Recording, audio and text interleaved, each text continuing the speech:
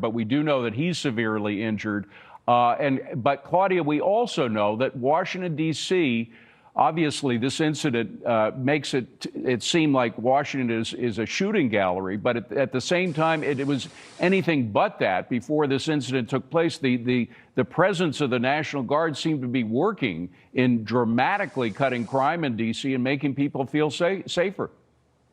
Yeah, that is absolutely true. I went on 2 walkarounds with the National Guard over this past several months that they've been here, and they've done a phenomenal job. And they're very much appreciated by the residents. The only real conflict that they described that they experienced was with left-wing protesters when they were at Union Station, who were, staging, against them, anti-police type of movements. But this is what you get when you have this anti-police rhetoric coming from the Democrats and attacking our National Guardsmen, and then the rhetoric that somehow the president is putting, military troops into our communities. They've been very helpful. I'll tell you, I feel safe walking around D.C. with them there, and it's really important that we respect them. And also, the harsh penalties that should come to anyone that is threatening to kill or even, and as this shooter did, these people. But the incitement is what really concerns me. And you even saw, Democrats were all, talking about this over and over, attacking ICE, protesting ICE, and all they're trying to do is a very, very difficult job, and a very difficult job where they were getting much help from our National Guard. So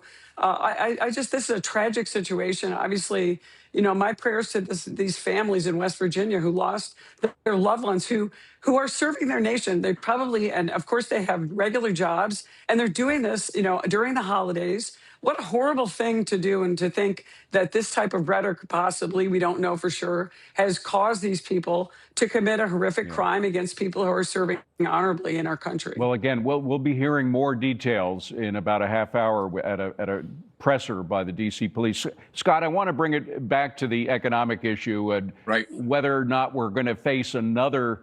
It may not be a Schumer shutdown. They may have to put another Democrat's name in there because he handled the last one so badly. But are we going to face that? And will Congress and the Senate react to it by agreeing to some kind of ending of filibuster on shutdowns?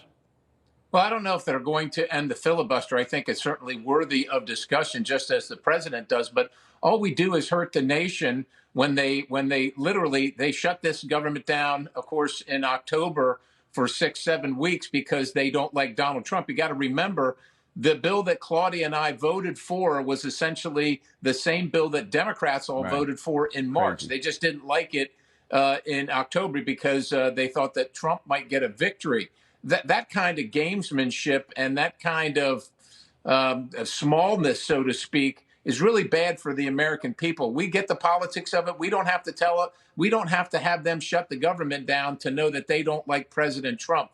But the American people are depending on us to do the right thing by them, work out our differences, and get after it. And so I sure hope that they're not planning to do that, and I hope that we're prepared for that. And when I say prepared for that, I think we need to have a reconciliation package ready if they try and shut the government down, that we can just move forward without them if that's how they want to, if that's how they want to play this game. Is that the way to go, Claudia? To have a complete? We just talked about it with an economic panel. Art Laffer wants to see another reconciliation package.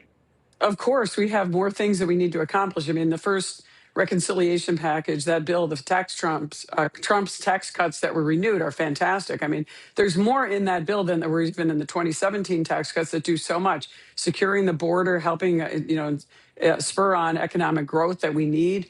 There's just so much in that bill. It's very comprehensive. We need another reconciliation package. There's more that we need to do. But, the Democrats project everything they do. If you go around Capitol Hill, they've got people over politics all over their doors. Well, they're always about politics over people. And that's exactly what the shutdown was. The two leaders from the Democrat side in our nation are from New York. I know what it's like to work in New York. I know what they're thinking. From the same part of New York all day long. Yeah, the same little part of New York. And again, they seem to care more about getting their way than the effect it would have on the American people. They might have taken a full percentage point away from the GDP of the United States as a result of what they did, even though it failed. Guys, thank you so much for going with us with this breaking news. It's very important coming out of Washington.